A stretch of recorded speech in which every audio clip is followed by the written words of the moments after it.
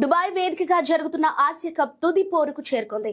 ఇక సెప్టెంబర్ 28న అంటే ఈ ఆదివారం ఇండియా పాక్ ఫైనల్లో తలపడుతున్నాయి. ఈ క్రమంలో టీమిండియాకు గాయాల బెడద వేధిస్తున్నట్లు తెలుస్తోంది.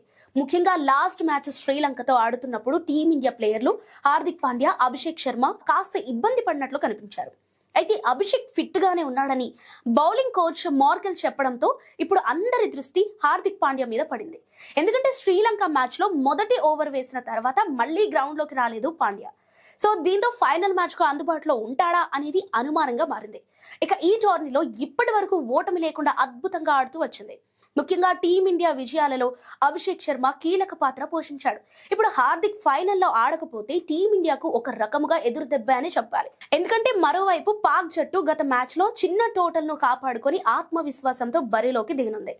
ఇదిలా ఉండగా 41 ఏళ్ల ఆసియా కప్ చరిత్రలో మొదటిసారి ఇండియా పాక్ ఫైనల్ ఆడనుంది. దీంతో ఈ మ్యాచ్ పై భారీ హైప్ నెలకొంది.